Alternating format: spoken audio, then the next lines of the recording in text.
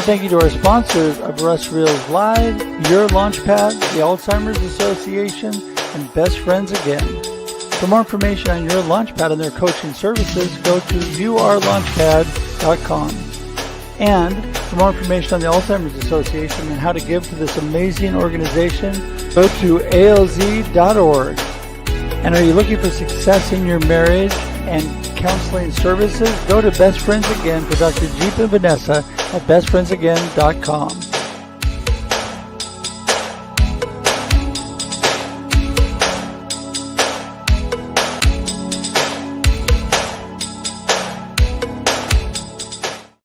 Ta-da! Here we go. Another episode of Russ Reels Live. Man, I am so glad to be here with y'all today. It is Thursday. It is 4 p.m. Pacific Daylight Time. I don't know what time it is where you are, but I am so glad that you're here today. Whether you're watching live or on replay, it is a blessing to have you as part of this community. And today, I have some great stuff coming up. I'm telling you, we're going to be talking honoring God through music today.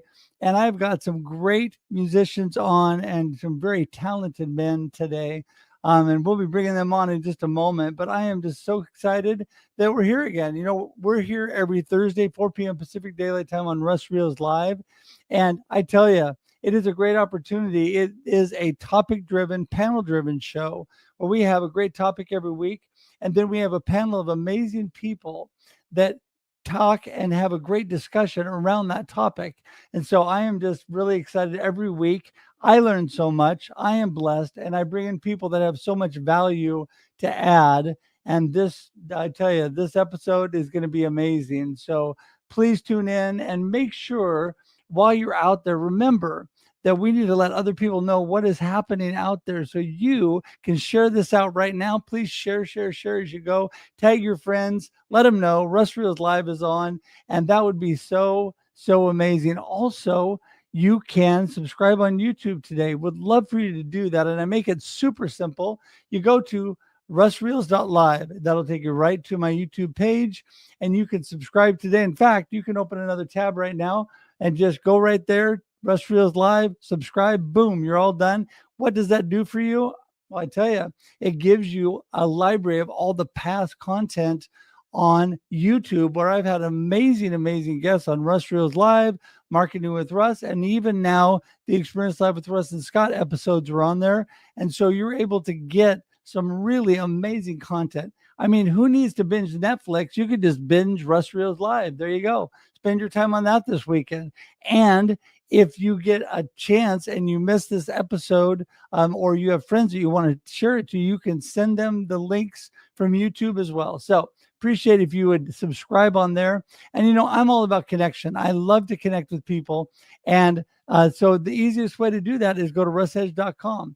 russhedge.com has all my connection links. You can call me, you can email me, you can social media me, you can do whatever. You can even schedule time directly on my calendar to Zoom with me, and I would love to do that. So please connect with me today. And also want to let you know two quick things.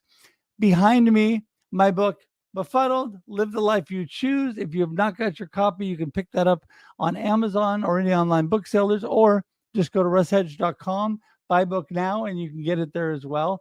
And I need to tell you that the latest book, Rattled Awake, one of my guests today is Willie J, and he is one of my co-authors on that book. And I'm telling you, it's an exciting thing. That book became an international bestseller overnight, and it also became number one in its category on Amazon.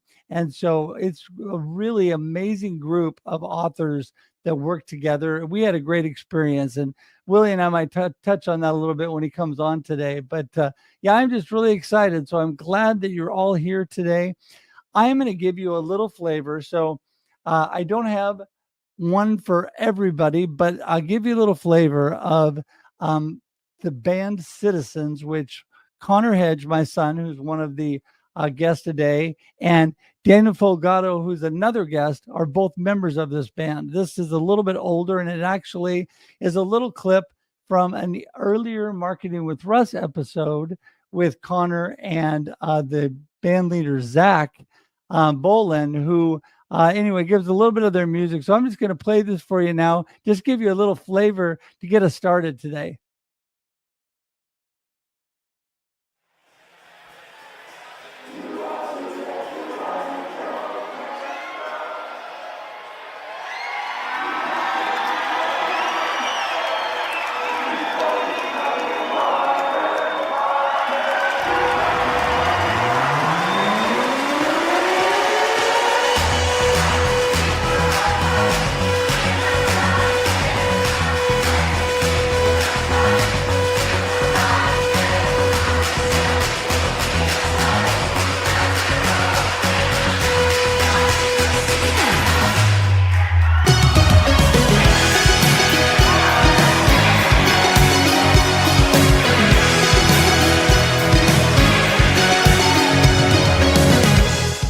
Yes, so I really got into music at a very, very young age. I had my dad.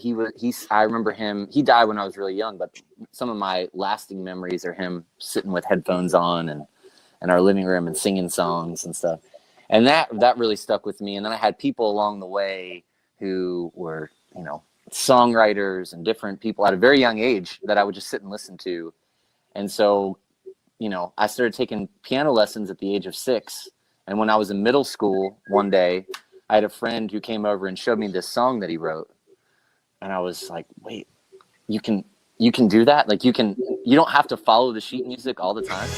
I wandered through the darkness, wasted. How you doing, Sydney?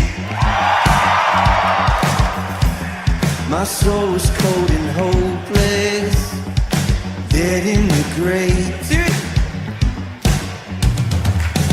In like a river of life, in a dry land, like a flicker of sight to a blind man. I saw the glorious light as it broke in. God of mercy and might. Oh, you brought me back to life. I'll fill you in on the details, Dad, of my life here. Okay, so both of my parents are musical.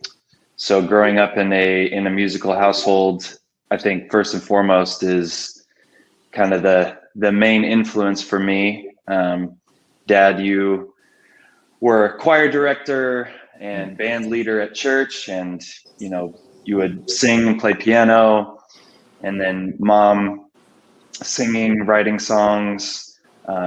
She was in a band for a little while that would travel and do some stuff, and then ultimately both of you guys sharing music with me and Kyla, my sister. I just remember dancing around in the living room to various 80s pop bands, and having that just be such a formative time of my life.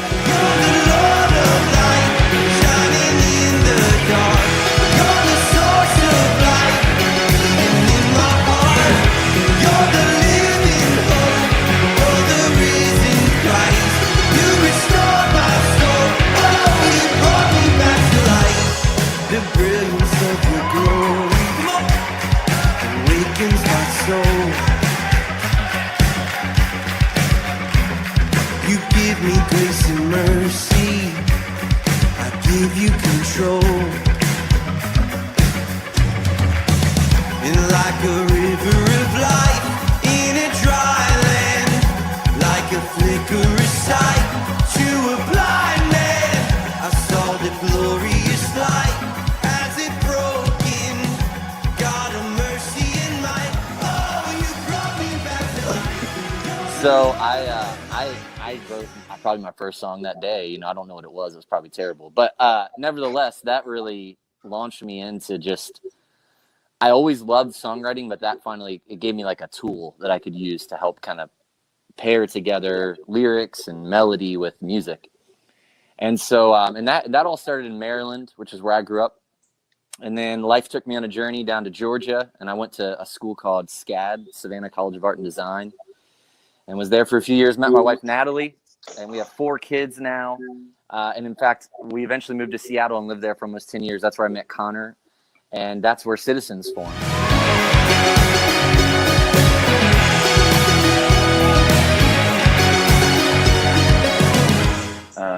Just enjoying the sounds I was hearing, and the way it made me feel was something that I wanted to be a part of. And having a mother that wrote a ton of songs, and I remember hearing her in your room writing with the keyboard, and wanting to kind of try that out for myself. And so I started to do that, and then before too long I was forming a couple different bands with some guys from school, and kind of from there it was just, I knew that that's what I gave up my dreams to be in the NBA, which was heartbreaking, but I figured I had to do it. I had to let it go. Oh, you brought me back to life.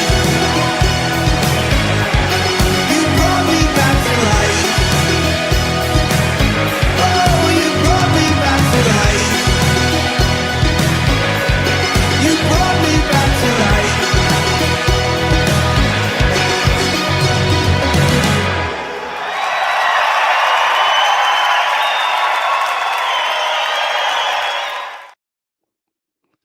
Well, there you go. Just a little flavor of some of the music there. And I'm going to start by bringing in, first off, my son, Connor Hedge. We're going to get him in the house here. Hello, Mr. Connor. Hello. Can you hear How you me? doing, man? I can hear you just fine. You're looking good. Great. Yes. How are you? So I am doing so good. And, it's kind of fun to have you on, Bud, because, I'm not used to having family on too often. You guys, I get you every now and then to do things, but thought this was a really great discussion. And today I just want to start off by you telling everybody just a little blip about who is Connor and what are you up to?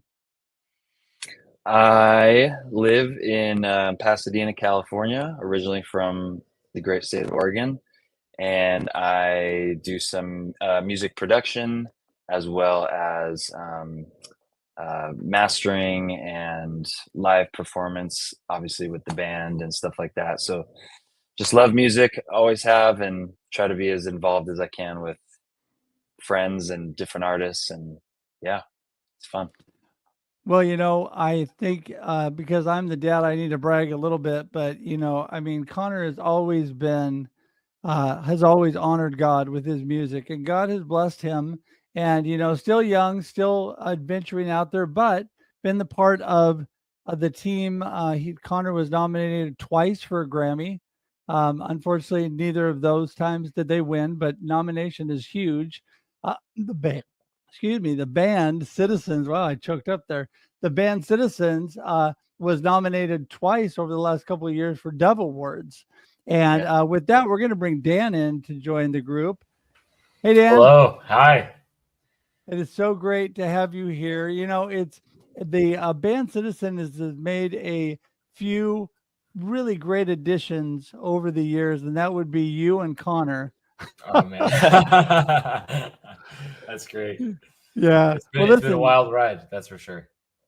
Yeah, you bet. Hey, give everybody a little snapshot. Who is Daniel Folgado, and what are you up to?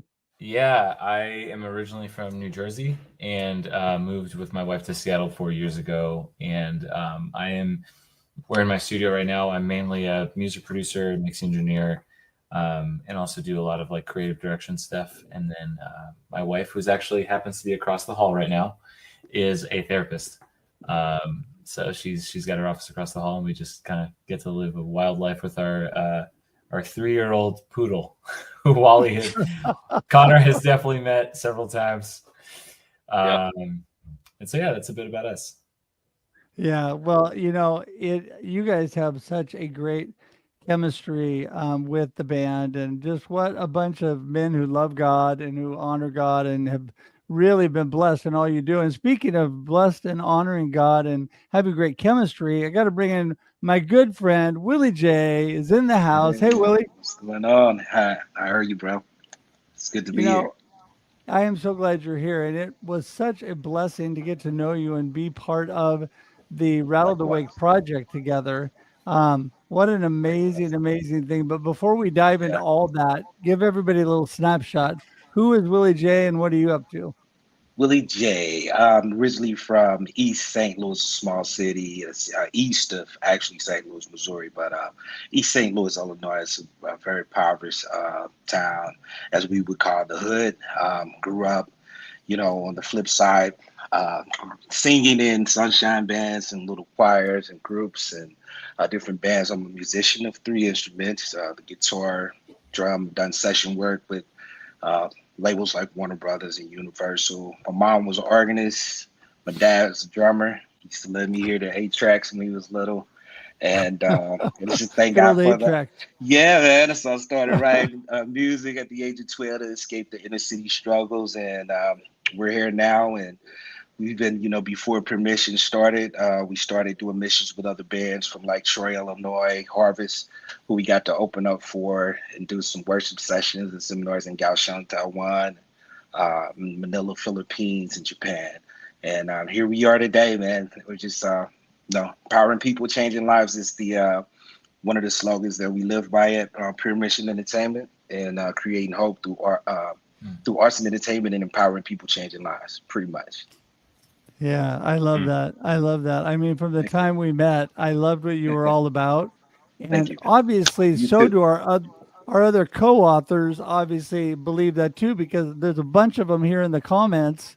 So we got CJ and Nicole and Jill are all here, CJ, and so Jill, yeah, CJ, and my Leanna, yeah, compadres, yes, right co-author on. buddies. Yeah, so it's so great. But I'm going to jump back to you, Connor, and real quickly, what I'd really like is your feel for how God has really used you, pretty in really amazing ways. You had a real transformative moment back in high school when you were doing youth worship, and I remember that moment with Pastor Bob when he really spoke into your life, and that really, I think that was a really a kind of a rattle the wake moment for you with where you headed with your music. Talk a little bit about that.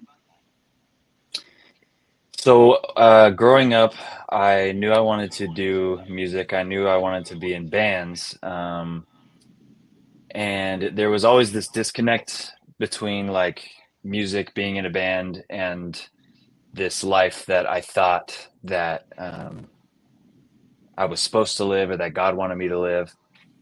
And so I always kind of had this internal struggle of like almost like it was one or the other, or there wasn't really space to do the music thing. And also it was just a lot of growing up and um, wanting to do the right thing, but also knowing that I loved music. And as my dad mentioned, we had a great pastor that we were family with for a long time, and until he passed away. And he spoke into me, basically saying that, basically letting me know that like that you can do both, and that God can use musicianship and music and or bands or whatever, um, in any way that God wants to. And that was a real like important moment for me, feeling like because at the time I was doing a lot of like punk rock stuff, and it was definitely like Christian punk rock, but it was still sort of this like, is this okay? Is this allowed kind of thing? And once Pastor Bob kind of spoken to me that, just give it to God.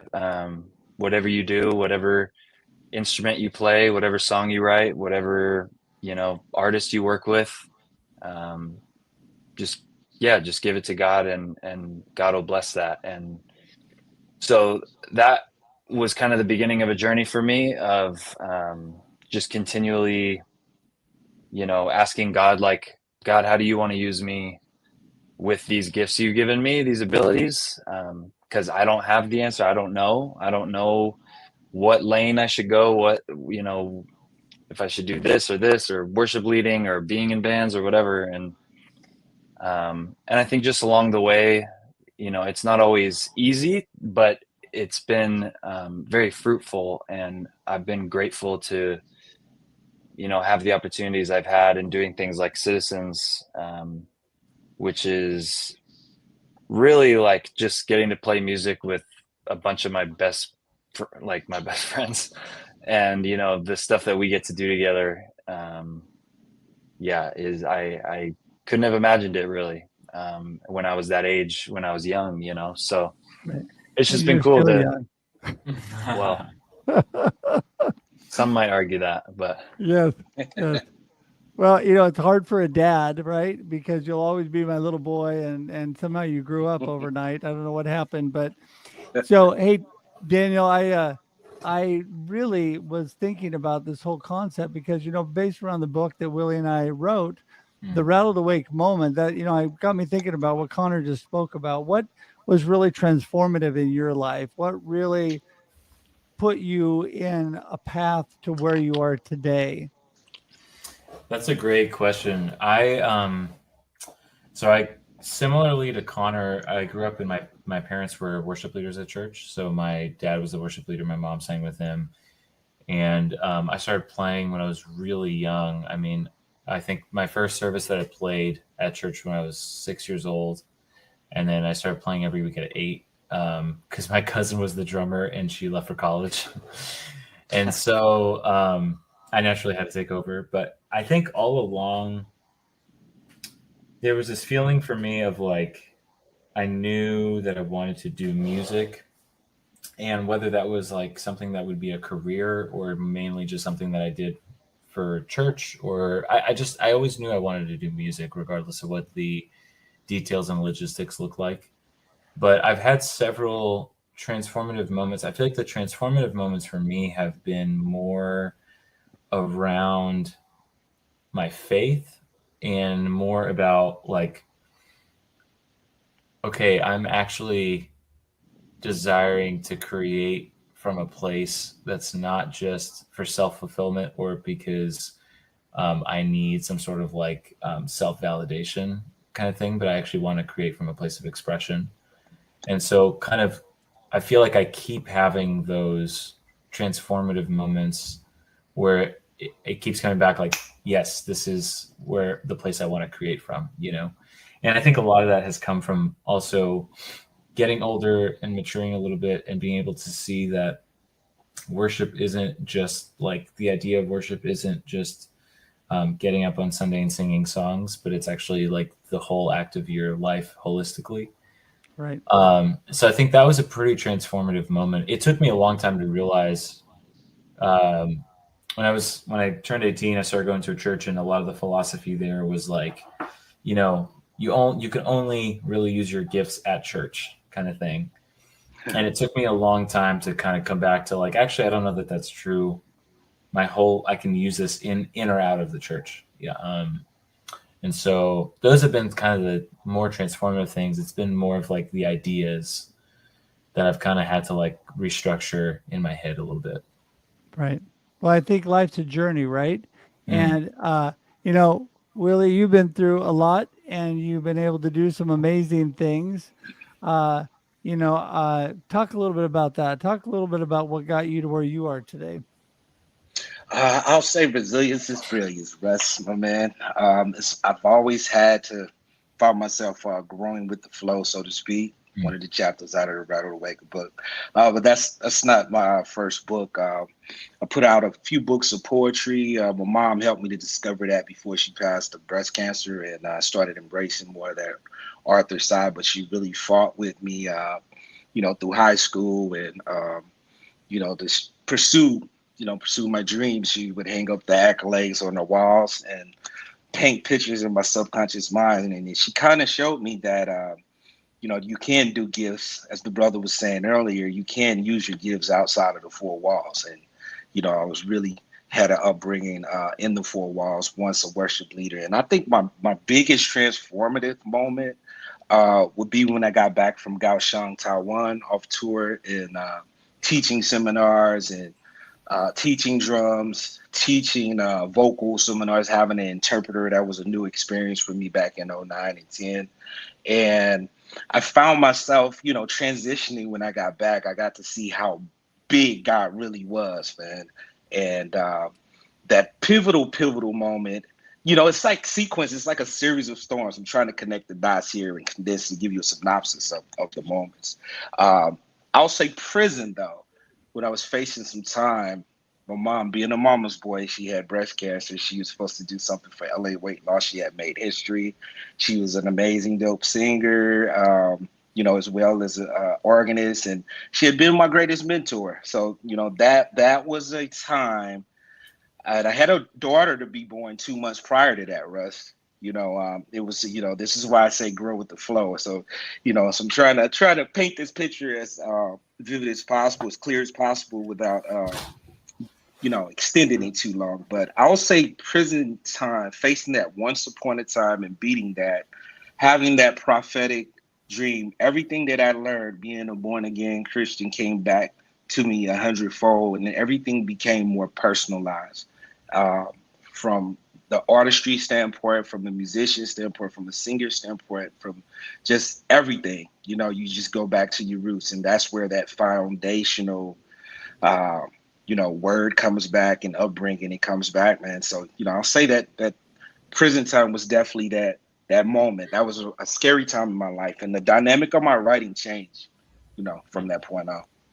Yeah. Well, I think when you have moments and in time in your life that are so they just shake your whole life. They just really get you to Yeah. focus more on what's important, I think. And Yeah. you know, I have always truly believed that you know, God has a purpose for each one of us, and He's created that passion. And for all of you, it's been that passion for music too, and be able to, and arts, and be able to express and be able to do those kind of things. You know, Dan brought up, you know, starting at a young age, and I think you all did that and had a foundational bring up in church. But I remember the moment that Connor first started his worship career was when I had to go back to children's church and tell him the drummer didn't show up. And Connor was in third grade, and he had to come, and I had to convince him to go out on the platform, play the drums. Not because he was nervous to play the drums, because he just didn't want to get, he was shy and didn't want to get up in front of people at the moment. But do you remember that moment, Connor? Oh yes. And Dan and I have talked a lot about this. Daniel and I, for some reason, have so many similarities in our upbringing, and like his dad being a worship pastor, dad, you being a worship pastor, starting playing at a young age. Daniel started on drums, I started on drums, and so we've been able to talk about a lot of those moments while we're out on the road together. And it's just a cool, like, a way to that we can connect, you know, that we have such a unique, just like early childhood memories of but it's all around music, and it's all around you know, art and creativity, and you know, something that all four of us, you know, that's a really like important thing in our lives. Yeah. Yeah, you know, I don't know how, Dan, how you feel about when you get up on stage, if you know, if you still have those nerves, or because you do it so often. You know, I find the more I do things, the less, you know, the nerves tend to go away, and you just get out and do it. Um, but there was that moment, you know, this whole moment with Connor.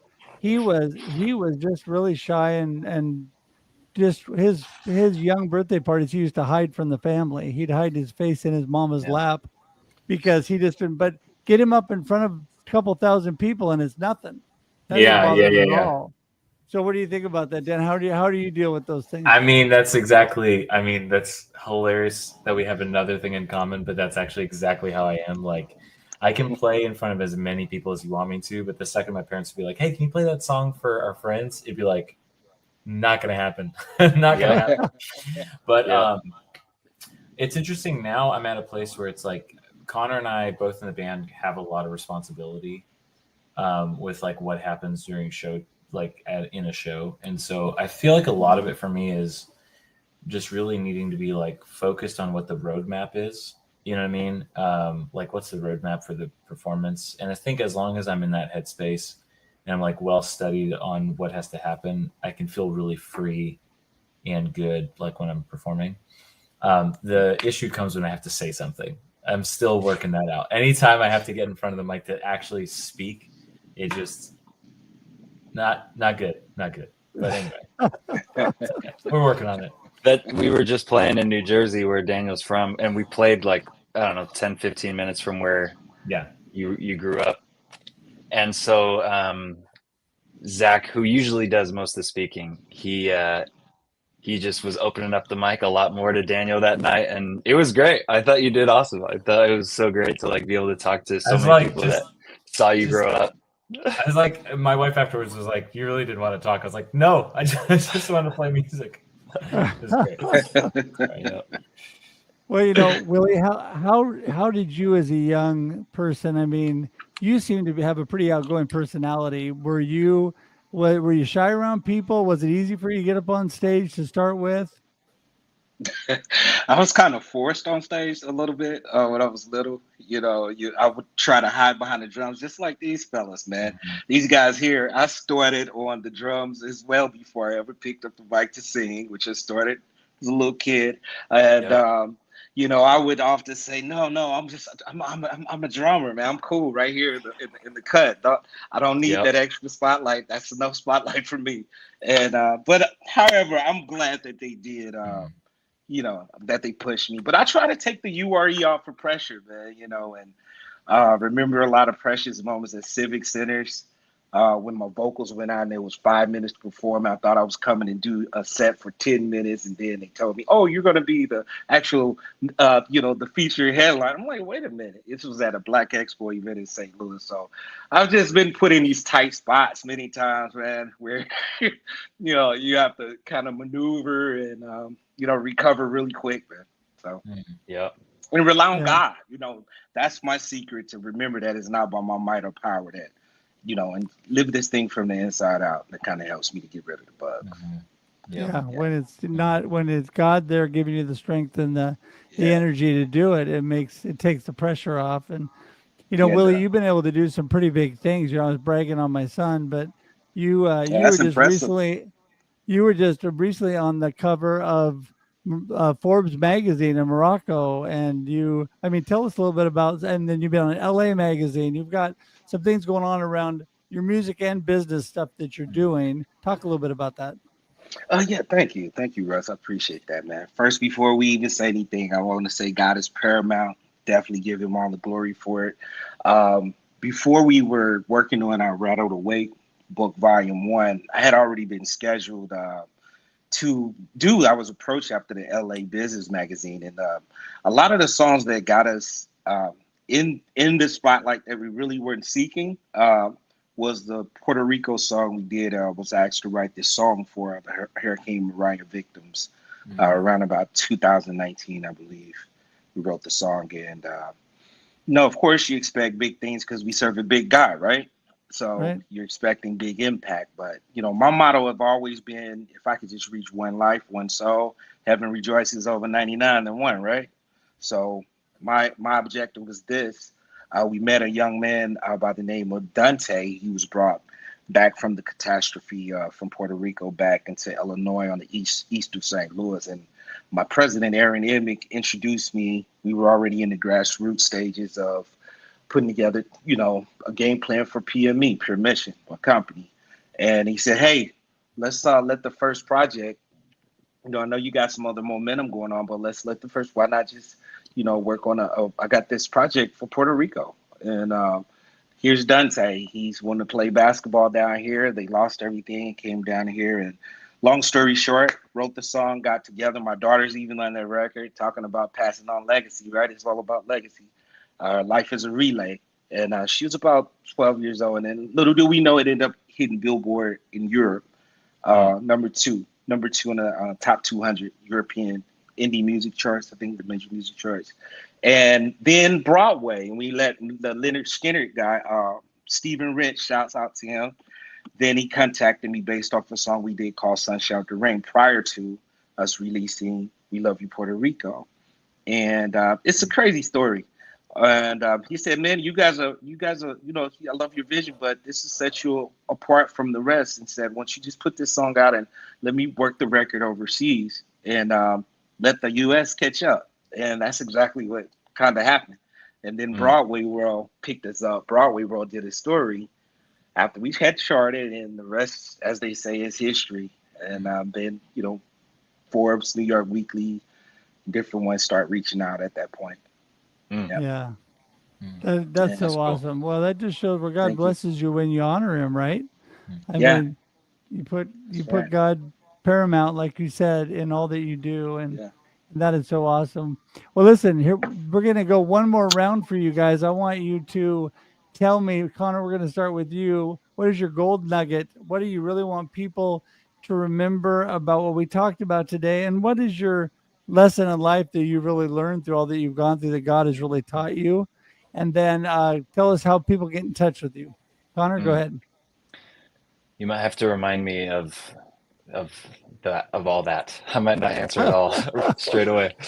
That is a very good but large question that, you know, I'm no expert by any means. I'm not, you know, some guy that knows it all about, you know, this life, but I know that in my life, I'm just really grateful, and I'm trying to live out of gratitude more. I'm trying to live out of thankfulness more. And kind of like what Willie was saying, even if you just have some sort of connection with one person on this planet through art or music or whatever it is, that doesn't even have to be that, but even just with one person, like, is a gift. And remembering that, especially in the hustle of the music industry, and, you know, being down here in LA where things get competitive and a little cutthroat at times, and, you know, everybody's kind of seeking their own fame, their own glory. Just like staying grounded. My wife Gabriella, she's amazing. I don't know where I'd be without her. And you know, having family, friends around you that help you stay grounded, living out of that gratitude, like I was saying, and having people like Daniel in my life, the guys in the band, you know, and just reminding each other. We actually were just talking about this the other day of like, imagine if you could go back to your 12-year-old self and tell your 12-year-old self like what you're doing right now as a 30-year-old.